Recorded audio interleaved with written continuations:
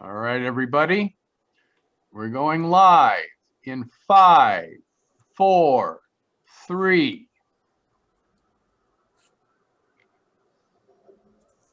Now, as gunshots echo across the snow-covered reaches of the wild Northwest. Sound gunshots.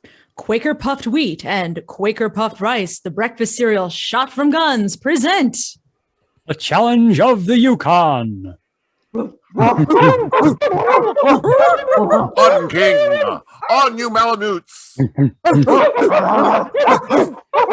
Wonder Dog King, swiftest and strongest of husky sled dogs, blazes the trail through storm and snow for Sergeant Preston as he meets the challenge of the Yukon. On King, on you Malamutes.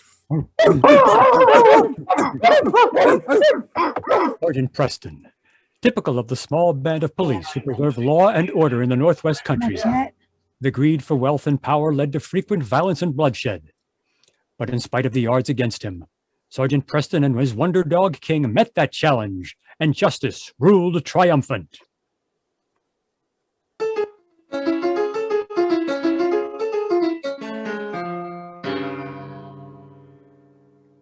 Suzanne Verrill was a singer in one of the many cafes in Wickerton, a large settlement that was an oasis of civilization in the lonely, ice-bound North Country. Men who applauded her would have been surprised had they seen her talking to Walter Manning as she stood before her mirror in her dressing room, pinning an artificial flower to the material of her gown. Her eyes were narrowed, and her lips were pressed to a straight, thin line, revealing the stark selfishness that was her predominant characteristic. You sure look like $1 million in that outfit, baby. Okay. Yeah. What good does it do me, stuck in this Because it's 5:11. The show should be on. Oh, I don't know. I was in here last night. That dust the prospector spilled at your feet looked like the real McCoy to me. Huh, that wouldn't pay for my dinner. All we need is just one good kill. Soon as we get that, we'll be on the first steamer to the States.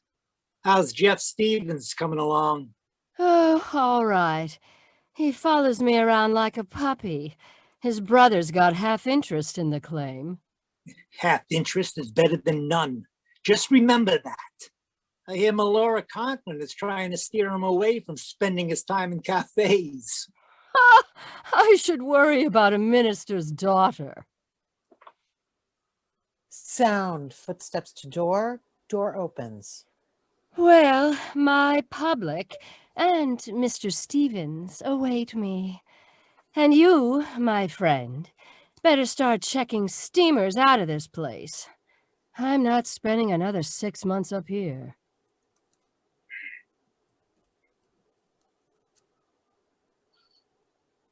A short time later, Suzanne sat at a little table in the corner of the cafe, facing a young prospector. Sound, customers talking in background. This is no place for you, Suzanne. No? Singing in a cafe? Well, not that I think there's anything wrong with it, but it still isn't right. I have to make a living, Jeff. I have a voice, so I sing. Singing for my supper. But you're right, this is no place for me. Suzanne, I love you. From the first time I saw you, I haven't been able to think of anyone but you. Marry me. Marry me and I'll do everything I can to make you happy. Jeff, You do care a little bit about me, don't you? Of course, but... But what? But I can't go on living up here in this wilderness. I want something from life, Jeff. Clothes, a decent home. My tastes are extravagant. Once Jeff and I strike the vein, It might be a long time before you strike it. If you were the sole owner of the claim. Oh, Fred and I have been working it together for months. You know that. And when it starts paying off, there'll be enough in it to make us both rich men. Yes, if you want to wait that long. I don't, Jeff. I'm sick of this country. I want to get out of it. Well, I don't see what difference it would make if I were the only owner of the claim. It would make a difference to me. It might be worth waiting then.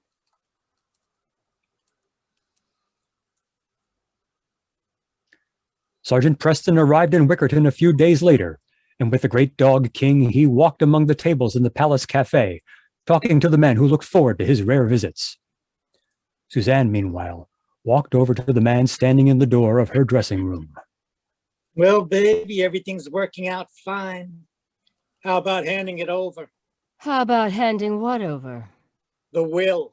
Everybody in town knows Jeff Stevens signed his share of the claim over to you in case of his, well, this is a country where a lot of accidents could happen. Walter! Come on, what are you stalling for? You aren't planning on pulling a fast one on me, are you, baby? Sit down. Sound, footsteps, door closed. Yeah, each of those boys is jealous of the other. Jeff thinks Fred is trying to get you away from him, and Fred thinks Jeff ain't good enough for you. You sure handled this smart, honey. It's funny, too. Fred and Melora Conklin were as good as engaged, so she thinks she's got a right to tell both of them what to do. Hey, what's the matter? Walter, I've been wanting to talk to you. I changed my mind about all of this. What? I said I've changed my mind, and I'm going to destroy the will Jeff turned over to me. You don't know what you're saying. I do know what I'm saying. You're right about the town talking because of Jeff and Fred. I started it all. I started it with lies, playing them off each other. I didn't realize what I was doing. You didn't know what you were doing. You knew just as well as I did. Walter, I didn't know what it meant to be in love with someone. I've never in my life cared for anybody else. I don't get it. It's simple. I'm through with this scheming and plotting. I'm in love with Jeff. No. Oh, you're kidding me. I wish I were. I see. So you think you'll just back out of this, huh? Yes, and I'm tearing this up right now. Sound, papers picked up. Oh, no, you don't. Sound, struggle over papers. I'll take that. Walter, my wrist! Oh, no! I'll just keep this. And whether you like it or not, you're going ahead with it, baby. I won't. And you can't do a thing with Will without me. You're in love with him, huh? It would be too bad if I told him how we planned this out. How you let Fred on, turning him against Jeff. You wouldn't dare. Oh, you know I would. And I will. Unless you go through with this. You'd think he'd still be in love with you then, if he knew? Do you think he'd still feel the same? No, stop! Oh, stop!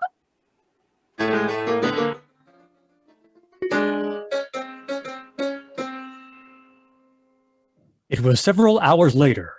Sergeant Preston was leaving the Palace Cafe when Jeff Stevens hurried past him and the dog King. Hello there, Jeff.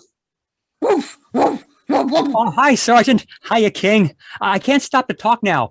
Suzanne left a note saying she's out at Conklin's cabin.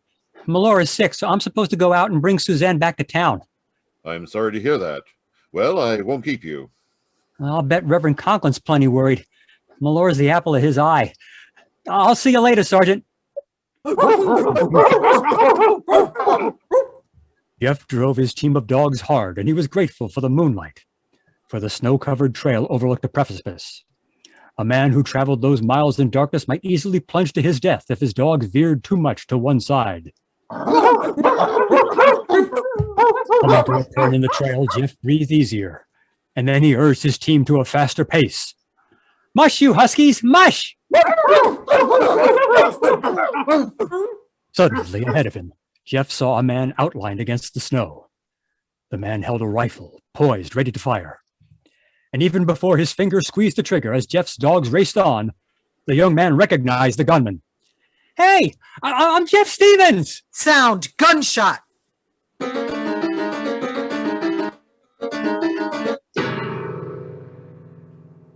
We'll return to Sergeant Preston and King in a moment. But first, Fellas and girls, man, oh man, here's the tallest man I've ever seen. I am the tallest man in the world.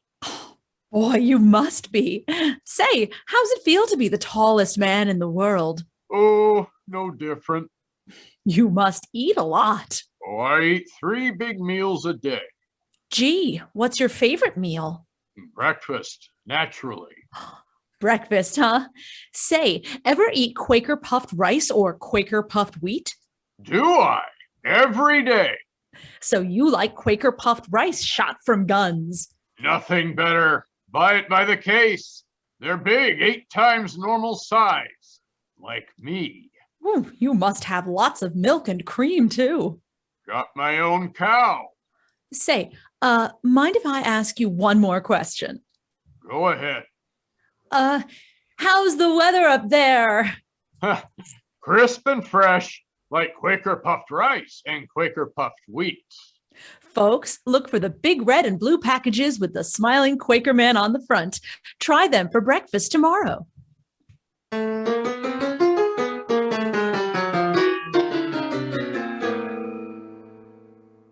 Walter Manning stooped over the man who dropped to the ground. Serving Jeff's pockets, he found the note he'd left at the cafe. Then, with the note safely in his own pocket, he urged Jeff's dogs on, a riderless team, and turned back to his own sled to head back to town. As Manning's team rounded the turn in the trail, his eyes widened, for there was no mistaking the man whose sled approached along the narrow trail. It was Sergeant Preston, and Melora King rode along with the Mountie. Hello there, Sergeant Preston. Hello, Walter. Stop your dogs, will you? Whoa, you malamutes. Whoa, whoa. Walter, have you seen anything of Jeff? Young Stevens? No. Why? Because, Mr. Manning, Sergeant Preston said Jeff told him I was sick. He was to go out to our cabin to pick up Suzanne. Suzanne was supposed to be staying with me, but as you can see, I'm perfectly well, and this is some sort of scheme of that singer to... Now, wait a minute, Miss Conklin. What made Jeff say that? Who told him Suzanne was at your cabin? He said she left a note for him at the cafe. Somebody must have been playing a joke on him. Everyone knows he's in love with Suzanne. It's possible Fred wanted to see her tonight, and he left a note there to be sure Jeff would be out of the way. Fred wouldn't do such a thing. Well, Oh, I may have said something wrong. I'm sorry, Miss Conklin, but if Jeff was coming out this way, he must have taken some sort of a shortcut. I took the trail in from Melbourne and didn't see a sign of him. Well, if you came in from Melbourne, it's possible for you to miss him. The trail does turn off. I suppose this is Miss Verrill's idea of a good joke. I'm sorry if I've inconvenienced you, Sergeant. If you're going back to town, I'll go back with you. I was planning to stay with some friends anyway. Sound, the wind starts whistling. As his master stood talking, King stood quietly beside him. But the clear Yukon air brought a faint scent to the great Malamute's keen nostrils. The scent of human blood. He tried to get Preston's attention. Then he raced forward on his own, determined to discover for himself what was beyond the turn in the trail.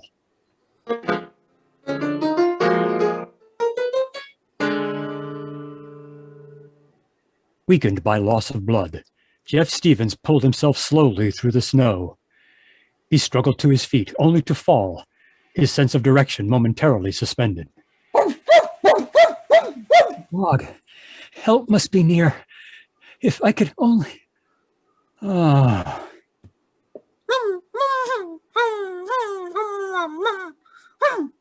Dimly aware of the dog's fangs sinking into his mackinaw, tugging and pulling, Jeff didn't know for how long or how far the Malamute had dragged him through the snow. Staggering, he half walked, half crawled, leaning heavily on the dog that had found him. Meanwhile, back on the trail, Sergeant Preston, Melora Conklin, and Walter Manning had been joined by two newcomers. Melora turned furiously as she saw Suzanne walking toward them. followed by Fred Stevens. I suppose, Miss Farrell, you're quite surprised to see me well and healthy. If the note you left for Jeff is an example of what you think is amusing. Melora, please. Suzanne told me that when Jeff read the note, he told the bartender you were sick. Sergeant Preston said you wrote the note, Miss Farrell. That's odd. I wrote no note. The bartender said all Jeff told him was that you were ill. I told Fred, and he insisted on rushing right out to your cabin. I thought there might be something I could do, so I came along. Then that's why she's with you, Fred. Of course, when I heard that, I couldn't think of anyone but you. Then the question is, who wrote the note? You say you didn't write it, Miss Farrell, but Jeff told me you had. Walter knew nothing about it, but when I told him, he thought perhaps Fred did it as a joke. Me? Walter, are you sure you knew nothing about it? Of course not, Suzanne. What in the world? Sergeant, it's King. Yes, and a man with him. King! King, old boy! Sergeant, I've been shot. Oh! Here, let me help you. Now, where's the wound? Chest. Manning. Don't try to talk. Let me get my medical kit. It's on the sled. Jeff! Oh, Jeff! I'm all right, Suzanne. So you didn't know anything about this, Walter? The note was just a joke? All right, Mountie. Ah, so this is it, huh? He's got a gun. And I'm going to use it too, Miss Conklin. This time, I'll finish what I started. Look here, Manning. Careful, Fred. He means business. You're a smart man, Sergeant. Too bad I have to get you out of the way, too. I had it all planned out. The only man who knew I left a note for Jeff was the bartender. I figured once I got him out of the way. You murderer. Shut up. Still holding the wounded man in his arms, Sergeant Preston faced the muzzle of the gun. The Mountie was helpless. But King, baring his fangs, advanced slowly on the man who held the revolver on his master. Manning was too absorbed with the group facing him to notice the dog, and as he turned his head, King was already crouched to spring. The Mountie's eyes glowed fiercely, his coat bristled over his muscles, and as Manning swung the gun to fire at the dog, he pulled back, for King had already jumped. Sound! Gunshot! Oh! Easy, Melora, honey. He had it coming to him, I guess. Did he get King before he went over the edge, Sergeant? No, he missed. You saved our lives, boy. A fall like that. Miss Farrell, hand me the medical kit in that pack, will you please? Sergeant, is Jeff all right? Oh, sure I am. Can't tell a Stevens, Suzanne. You're mighty lucky, Jeff.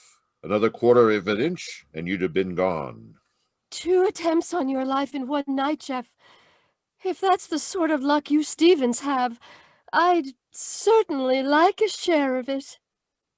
Well, there's only one way of getting it, honey. You have to marry into the family.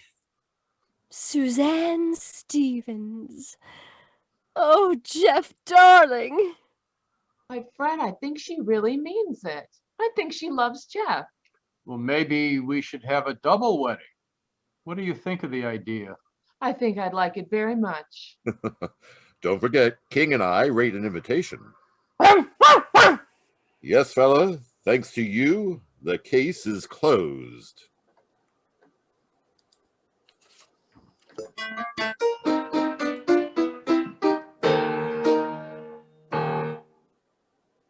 Ever wonder how long beechnut gum's flavor lasts? Just listen. By my oath, he'll never do it. Look at him. His arms are sticks. Go home, Merlin, and take that root with you. Wee, Mum, your mom is calling you. Arthur, it is time to seize your destiny. You must pull the sword from the stone now. Oh, great wizard. I'm not seizing anything while the flavor lasts. Oh, no.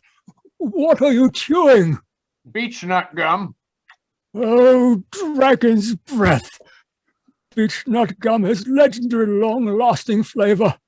I'll never see a round table. That's right, folks.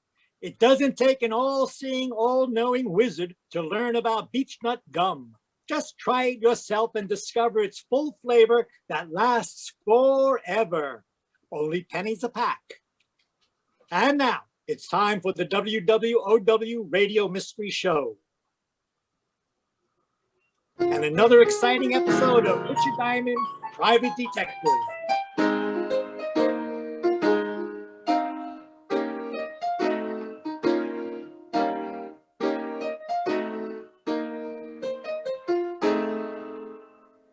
Hello there, this is Diamond. Hey, I got a beef. I went shopping for my girl Helen Asher the other day, you know, stuff for dinner. And this town's gotten hotter than a blast furnace, so you have to pick out things that make for a cool meal, like salads, cold cuts, beer, real picnic style. And I figured I could whip up a fancy tossed salad or something, until I got around to the tomato counter. Have you glommed on to the price of tomatoes lately? Now, what's with that? So the cost of living's inflated, so a T-bone makes like it just arrived direct from the Sultan's classiest cow. Okay, a T-bone I can understand, but what's with a tomato? When it costs so much, it should be hanging from a charm bracelet instead of lying in a salad bowl. Now, who needs it? So I bowed from the waist and figured you could still do a lot of things with a plain head of lettuce. Oh, and I've got another beef too. Why can't people start their killings in December when it's cool? Now, about a week ago, I got mixed up in a case, and before it was over, I took so many salt tablets, I'm now the best seasoned private detective in New York. It started last Tuesday morning, about 11 o'clock, in an apartment on the Upper East Side. Sound, door open, close, and footsteps. Ginny? Yeah, genius. Nah, no cracks. No cracks. We're both waiting for old Gibson to turn us into the cops, and you're saying no cracks. This whole rotten mess is your fault. Well, how could I know the old goat wouldn't fall for it? Well, he didn't. We better start packing. What for? Because I don't want to play hostess to a lot of little men in blue. I'm allergic to handcuffs. Relax, will you? They won't find us. They can trace me from the other apartment. How? Gibson don't know your real name. Did you leave anything in the other place that would lead him here? No, I cleaned out everything except the clothes. I didn't have to move them. Didn't have time to move them. Yeah, I noticed you got away with the mink. What do you want me to do? Leave it behind?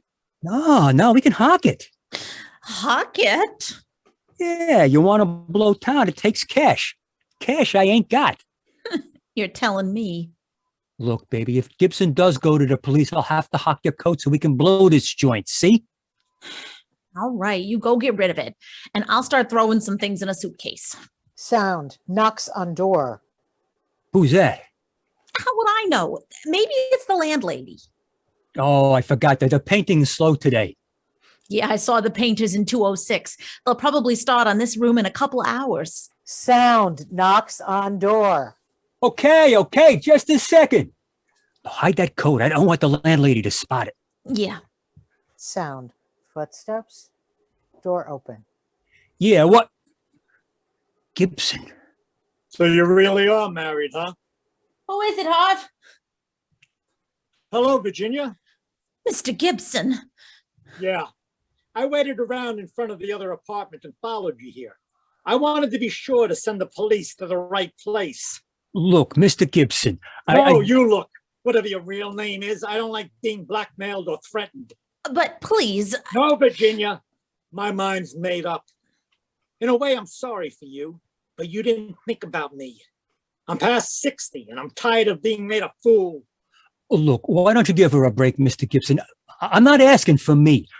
Well, that's very noble of you. You should have thought about that a couple of hours ago when you accused me of making love to your wife. You're not really married. Why, you... And there's no need for you to display your indignation. There will be plenty of time for that when the police arrive. Harv? Yeah. Come here, you. Sound, scuffle. How dare you keep your hands off me? Sound, door slam. Stalking footsteps. Look, You're calling nobody. You want to listen to me. You take your hands off me. What are you gonna do, Hoff? Gonna change this old goat's mind about calling the cops. You can't threaten me. Sound slap. Oh, you struck me. How'd you guess? Hoff, take it easy. He's an old man. Your concern is misplaced, my dear. I can take care of myself.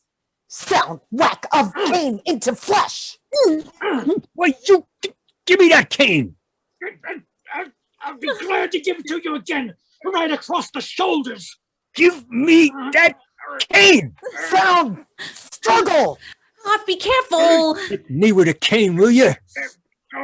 No young pup is gonna. I'll shut you up for good. Sound whack. Javi! Sound whack. Whack.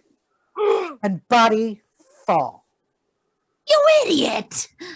Huh? You big, stupid idiot! Look what you've done! So what? He'll know better next time. Throw some water on him. Well, did you hear me? Throw some water on him. What's wrong? Oh, no. Sound slaps on Gibson's face. Come on, Gibson.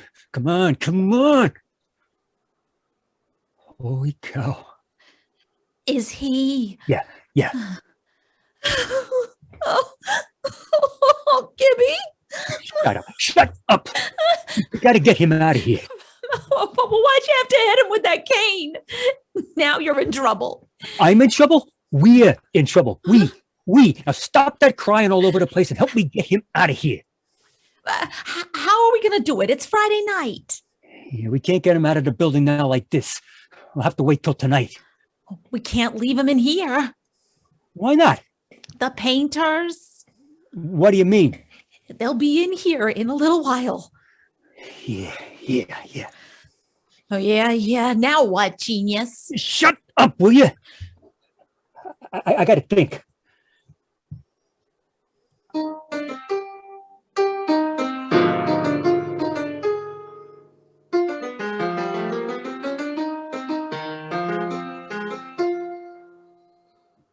Sound phone ringing. Pick up. Diamond Detective Agency, murders financed while you wait. Oh, you idiot. Is this Toodles Asher, the Bella Park Avenue?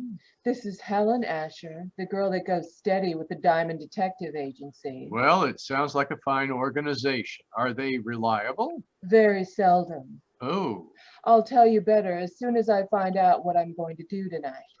you're going to give your butler the evening off, and the Diamond Detective Agency is going to march through your front door single file and show you a shortcut to spin the bottle. What time does it all begin? How long will it take you to pucker? About 2 seconds. Well, I won't get there till about 8, so don't hold it or you'll end up looking like a surprised fish. You're terrible. Yeah, but I'm pretty. So's a baboon. Ooh, what you said. You won't be late, will you, Rick? Well, I don't know. After that last crack, I think I better start going steady with King Kong. Rick? No, I'm mad. Ricky, I love you. Only because I can hang by my tail and my fangs have that toothpaste smile. I think you're the most wonderful man in the world. Well, I think you're the handsomest, strongest, and smartest. yeah, well, all right. Now, tell me something I don't already know. Rick, Yep. Bye, baby. I'll see you at 8. bye. Bye. Sound phone hang up. A, I'm adorable. B, I'm so beautiful. Sound phone rings. C, I'm so cuttable. Sound phone pick up. Now, look, honey, I can't make it till 8 o'clock. I've got a client who's a fan dancer and she wants to go out and trap an ostrich this afternoon. So, Is this the Diamond Detective Agency? huh? Oh, yeah. Is this Mr. Diamond? Yeah, what's the matter? You sound like you're standing on a body. Oh, Mr. Diamond, please, you've got to help me. I just don't know what to do. Well, now take it easy. Who is this? Oh, What's wrong? I thought it moved. What moved? That, sitting in my chair. Well, that happens now and then. Why shouldn't he? Oh, well, because he's dead.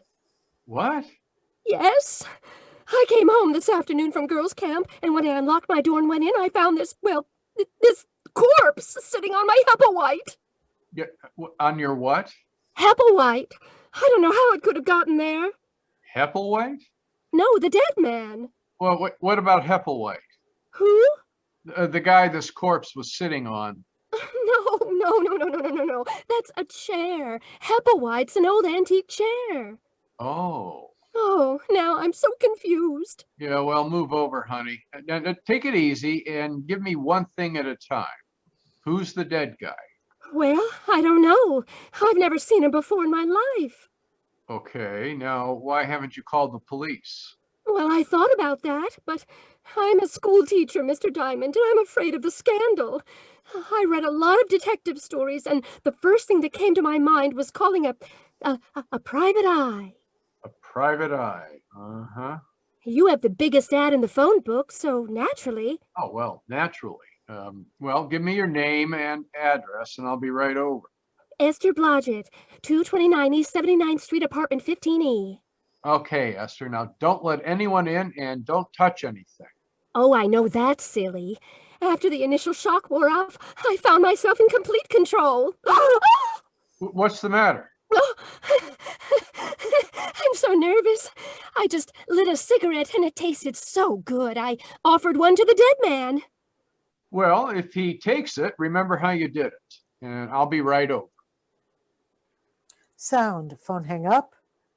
Then phone pick up. Dialing. Hepplewhite. Is Walt going to have fun with this? Sound. Phone pick up. Over phone. Homicide, Sergeant Otis. Hello, Otis. Let me talk to the lieutenant. Diamond? No, this is Black Beauty. I just did the mile in 1:12, and I want to report that I've been doped. Oh, very funny. Well, I thought so. You know, I didn't win the race, but I was the happiest horse on the track. Now, put the lieutenant on the phone.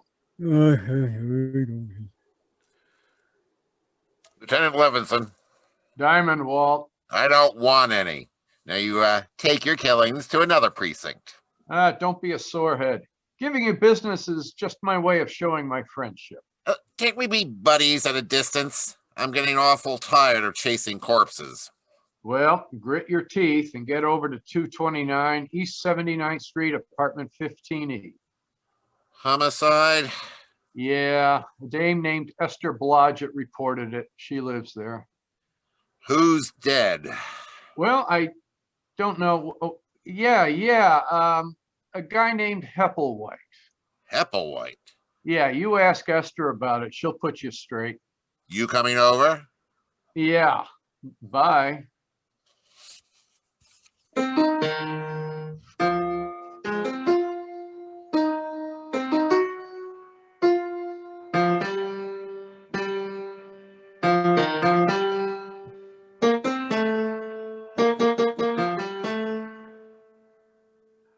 As I went out of my office, I thought about Esther Blodgett and wondered how mad she would be when the police turned up. I had to call them, whether she wanted the scandal or not. Homicide comes first in my book. I'm an ex-cop and I still follow the rules. Well, it's not my conscience. I just like staying in business. So when someone turns up with a killing, I always let Lieutenant Walt Levinson know about it. I grabbed a cab and 20 minutes later, I was standing in Esther's apartment along with Walt, the dead man, and Hepplewhite. Oh, you're a swell fellow, you are. What's the matter, Walt? I've been going through that Hepplewhite routine for the last 10 minutes. I just found out it's a chair. The one over there. The one the stiff's in. Mr. Diamond, why did you call the police? I thought you'd ask that. Because that man's been murdered, Miss Blodgett. That's what good citizens do when they find a dead man in the apartment. But the scandal! I'm a school teacher. What will my students' mommies and daddies think? Honey, just confuse them with that Hepplewhite routine. Now, what did you find out, Walt? Not much. Coroner will be here in a few minutes. Looks like someone gave him a pretty good beating. What's that all over his clothes? Isn't that blood, Mr. Diamond? Yeah, he's been bleeding all right. I mean that brown stuff, Walt. It looks like lint or something. Yeah, I noticed that too. Don't know what it is. I'll have the lab analyze it. Tell me, Esther, you said when you came in, you unlocked the door. Yes, that's right. Are you sure it was locked? Why, yes. It has a catch lock. Besides, you have to turn the key and then use the other hand to turn the knob. Well, did you touch anything? Open any windows? I touched nothing. Well, there's a good one, Walt. Yeah, corpse sitting in a room with the door and all the windows locked. Do you always lock the windows when you go out, Miss Blodgett? I've been away for several weeks at a girls' camp. Aren't you a little old for that sort of thing? Oh, I've been counseling. I'm one of the teachers who goes along to take care of the young girls. What do you think, Rick? Well, he wasn't killed in this apartment. No signs of a struggle. There's only blood around the chair and on the body. He must have been carried in. Then there would be blood trails on the floor. Not if he was carried in something.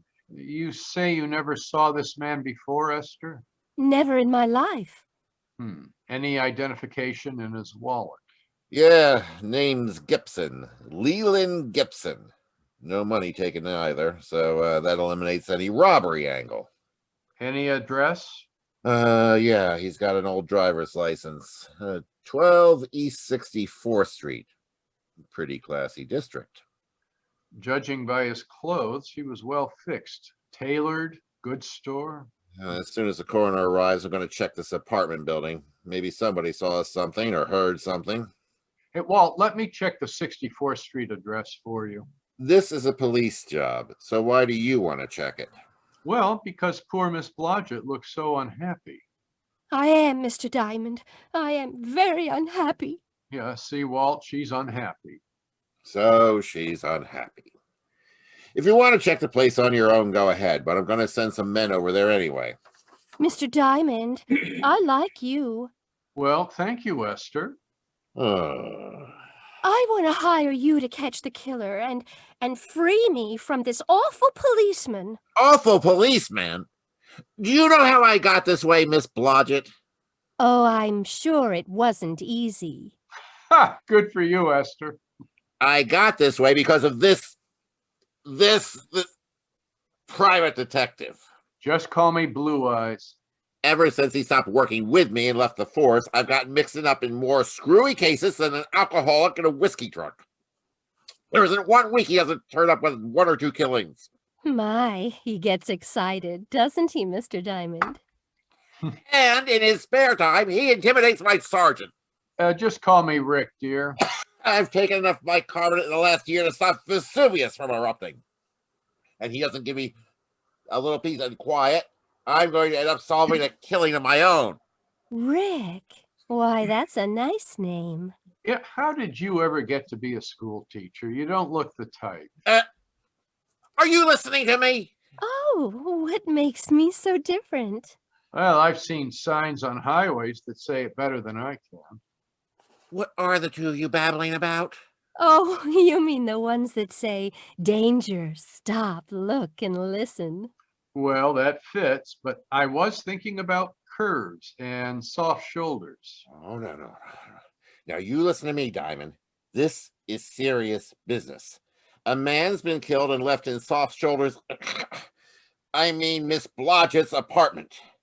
If you want to take her on as a client, go ahead. But any questions from here on in will have to be answered down at police headquarters. You are taking me in, Captain? Lieutenant! And yes, you'll have to come down for questioning. Rick! Well, you go along with the big bad policeman, dear. I'll have you out in no time. Well, all right, if you say so. But this has never happened to me before. Oh, no, that's unfair. Walt. Stop blubbering. Walt. What is it? Tisk, tisk, tisk, tisk, tisk. You get out of here. Otis! Where the devil is Otis?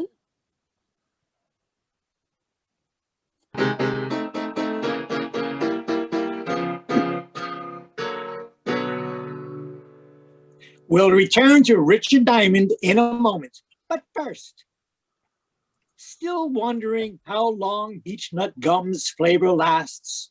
Just listen. DeLisa, that is the cue for your aria. I'm not singing while the flavor lasts. What in the name of Puccini are you chewing? Beechnut gum.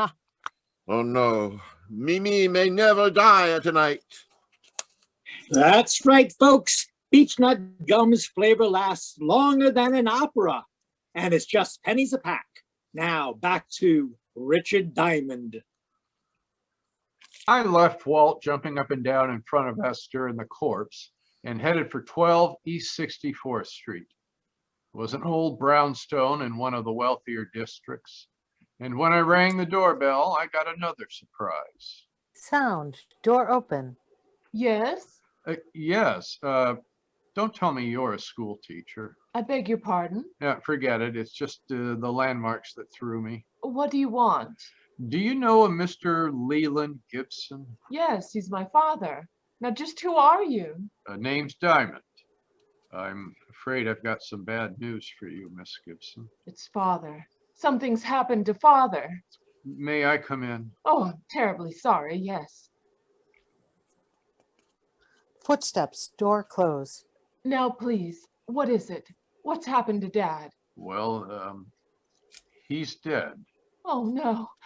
No. Oh. Well, look, I know this is tough, but you've got to help me. The police are going to be here any minute. The police? Yes, your father was murdered. Oh, I knew something like this would happen. You did? Well, tell me about it. I don't mean that I expected Dad to be. Okay, take your time, just cry it out. I'm sorry. Have you a handkerchief? Sure, here. Thank you. Now, I think you can talk about it? Dad left the house about 3 weeks ago and moved into a hotel. Did you have a fight or something? Oh, no. Everything was fine, but No, okay, hang on. the things couldn't have been better, and he was in a wonderful spirits when he left. No argument, no hard feelings? He didn't leave mad?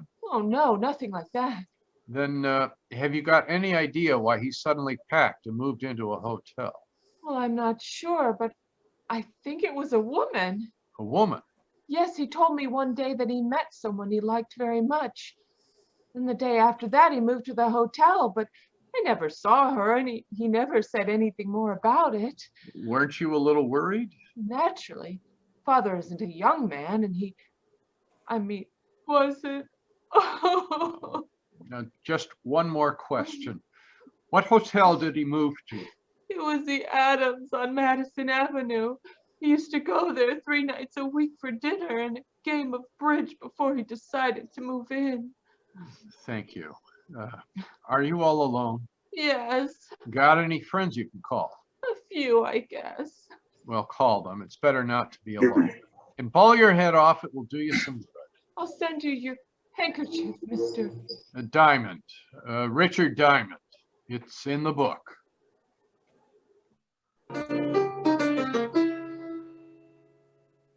For some reason, I've got a talent for leaving people emotionally disturbed. Walt hops around like a rabbit in a cabbage patch, and Otis always tears his hair out by the handsful. Miss Gibson was less active about it. She just tried to smile and shed enough grief to fill a tub. I grabbed another cab and headed for the Adams Hotel.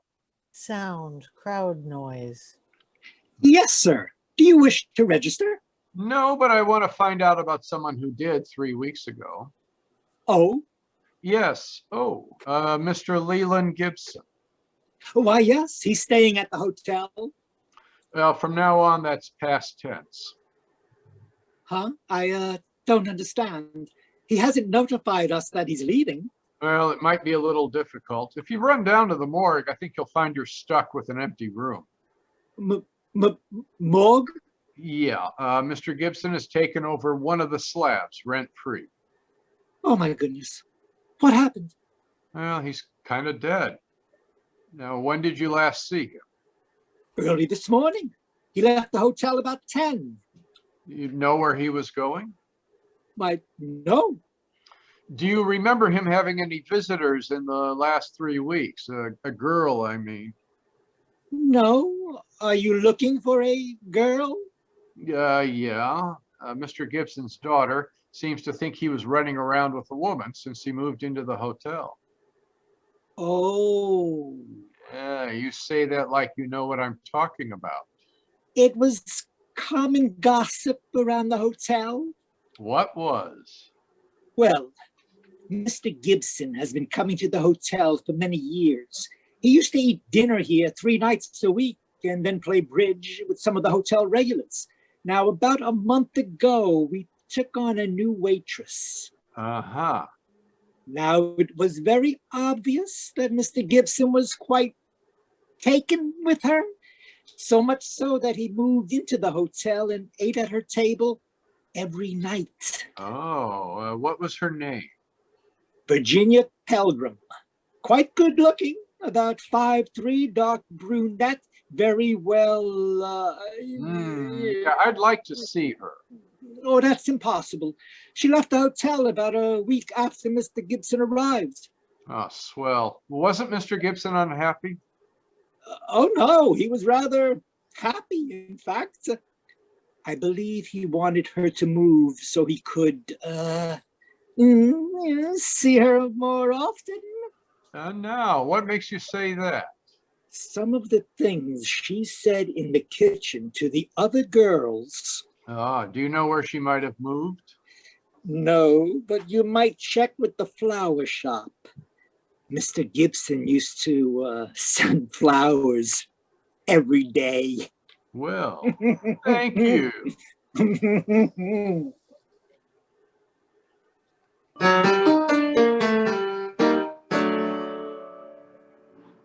Well, I wasn't sure just where I was going, but if Virginia Pelgrim was my best lead, then maybe she could tie up the Gibson murder with a silk ribbon. I talked to the flower clerk and he gave me the address where the flowers have been sent every day.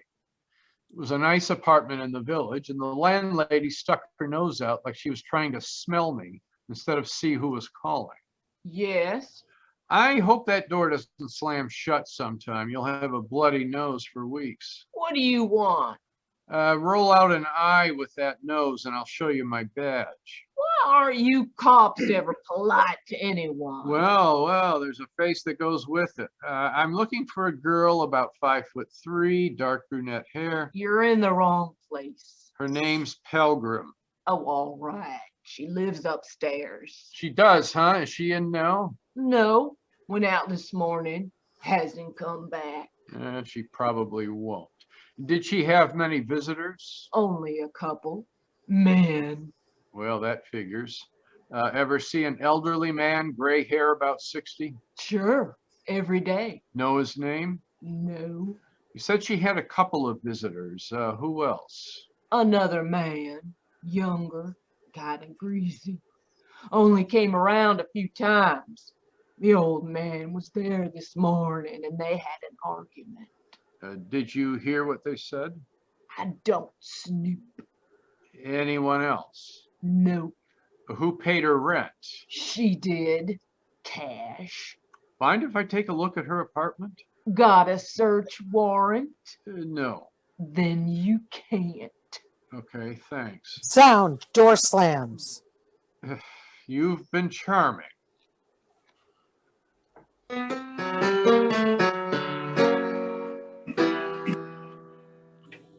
I left the old bat and headed back to the school teacher's apartment. If I was right, I'd seen setups like this one before, but there was still the problem of finding out how Gibson was killed and how he got into a locked room. When I pulled up, I saw the wagon, complete with corpse and coroner, pulling away for the morgue. And when I knocked on the door, I was certain they'd forgotten one of the bodies. Sound, door opens. Oh, it's you, Shamus. Why, Otis, they're leaving without you. Who is? The hearse. Shouldn't you be lying down or something? Stop that, Rick, and get in here. Sound, footsteps, door close. Hello, Walt. What's new? Well, Rick. Well, Esther. Has Otis been using his rubber hose on you? Oh, no, but I was getting lonesome. I'm glad you got back so soon. You are? As soon as you two stop rolling your eyes, maybe you can tell me what you found out, Mr. Diamond? Yeah. Walt, send Otis down to the station for a search warrant, then tell him to get over to 9 West 12th Street and see what he can find in a Miss Virginia Pelgrim's apartment. Who's Virginia Pelgrim? Well, the only person who was mixed up with the murdered man. There's another man who used to see her, but I can't find out who he was. All right, Otis, go get the warrant. Yeah, Lieutenant. Sound. Footsteps. Door opens. Thanks, Diamond. A pleasure, Sergeant. Sound. Door close. Hey, what did you find out, Walt? There were 11 people in the building at the time of the killing.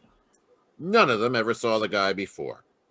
Here's a list of the names. 3 people on this floor, 5 on the second floor, and 3 more on the third. Have you talked to the landlady? Certainly, and she doesn't know any more about it than any of the rest. But what about that funny brown lint on the dead man's clothes? We're checking on that right now. Lab said they would call me. Did the landlady say she had a key to this apartment? Oh, sure, but she hasn't used it but once since Miss Blodgett was away at girls' camp. When did she use it? 3 days ago when she had to let the painters in. And she says the windows and door were definitely locked because after she aired the paint smell out, she locked them herself. Painters, huh? Yes, and I've been looking, and I think they did a terrible job. Why, the kitchen alone is... Esther? Yes, Rick? But later, dear. Yes, Rick. Walt, did they paint the whole building? They finished the second floor today. Sound. Phone rings. I'll get it, Miss Blodgett. Probably the lab. Sound. Footsteps. Phone picked up. Rick, do you know who did it? Yeah. I got a hunch. Okay, thanks. Oh, you're wonderful. Yeah. Sound. Phone hang up. Footsteps. Lab, Walt? Yeah, that lint you spot on the dead man's clothes is from the mats they put under rugs. Mm-hmm. Walt, you were on all the floors. Did any of the apartments have a rug missing? They're all missing on the second floor. The tenants took them down to the basement when the painters moved in. Any off this floor or the third? No, just the second. Well, your killers are on the second floor, Walt. How do you figure? Well, just look at what we've got. Dead body in a locked room, blood on body and floor around the body, but nowhere else in the room. So carried in a rug. Bullseye. Oh, this is so exciting. Esther? Oh, sorry. Yeah, but how does a dame called Pelgrim figure into it? There's no Pelgrim listed in this building. Well, there shouldn't be, if I'm right. The dead man met Virginia Pelgrim while she was working as a waitress in his hotel. She gave him a pitch and he fell. He put her up in an apartment so he could see her more often. So what? I think she was working with another man, a man who was seen around her apartment by the landlady. Then how did the body get over here? The guy the dame was working with probably lives here. But what about motive? Well, my guess is that Gibson was being blackmailed and he followed the girl here. He was probably going to yell cops, so they killed him. Okay. Now, what about the locked room? Explain that. I'll let the landlady of this building explain it, Walt. Just go ask her one question. Who had this apartment before Miss Blodgett? Esther. Oh, I'm sorry, Esther. Well, I can tell you that. Mr. and Mrs. Austin. They moved to a smaller apartment and let me have this one.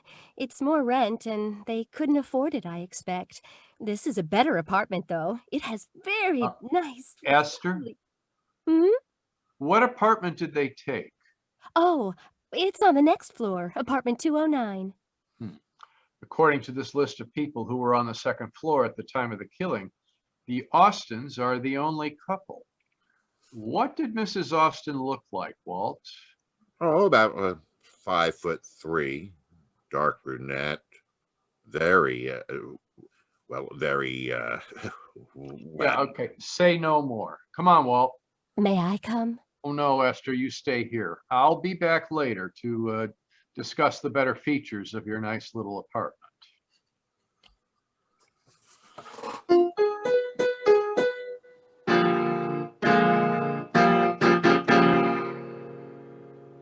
Sound, door knocks.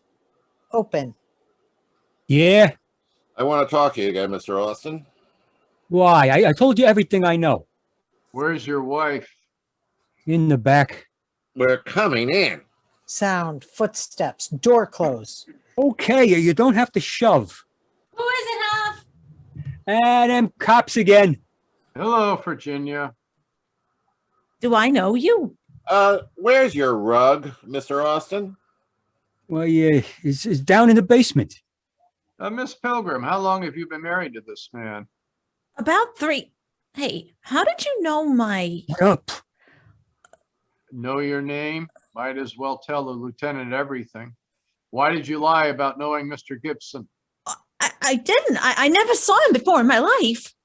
Yeah, but I didn't tell you the dead man's name was Gibson. So how'd you know that?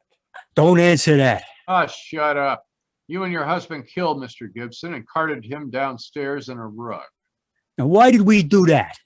Because the painters were on their way to paint your apartment, and you had to get him out of the way without being seen. You dumped him in Miss Blodgett's apartment because you knew she was out of town, and you used to live there, so you still had a key. You shut up. We've got enough to hold you both. The rug will have blood stains on it. Get out of my way. Sound, physical, struggle. Out of my... Get him, Walt!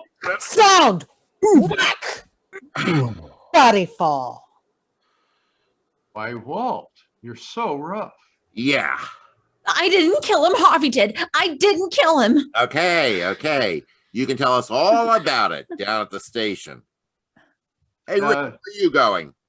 It's 6:30. I've got a date. But what about Miss Blodgett? She's going to get lonesome again. Console her, you little old teddy bear, you. I've got to go see a girl who's holding a pretty interesting class of her own. Bye.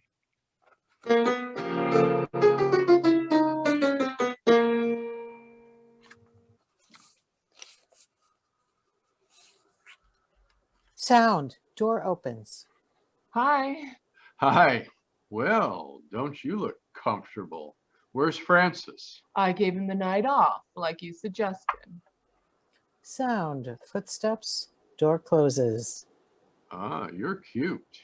I've got a cold dinner in the library. School days, school days. You sound happy. I was just thinking about a school teacher I once knew.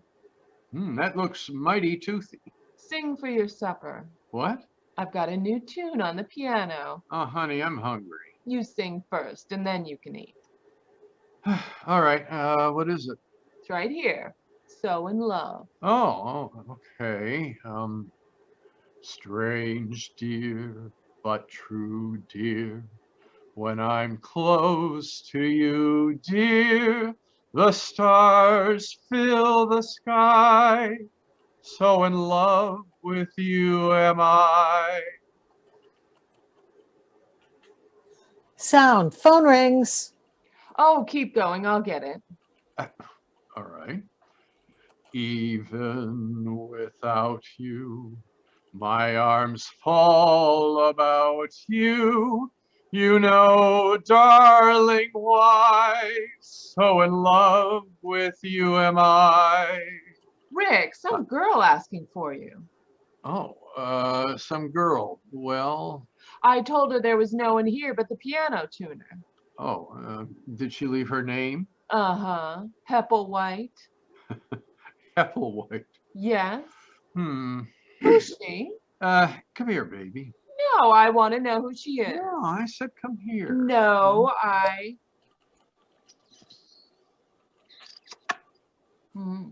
Oh, Ricky. Who's Hepplewhite? Just a chair, baby. A cute blonde chair.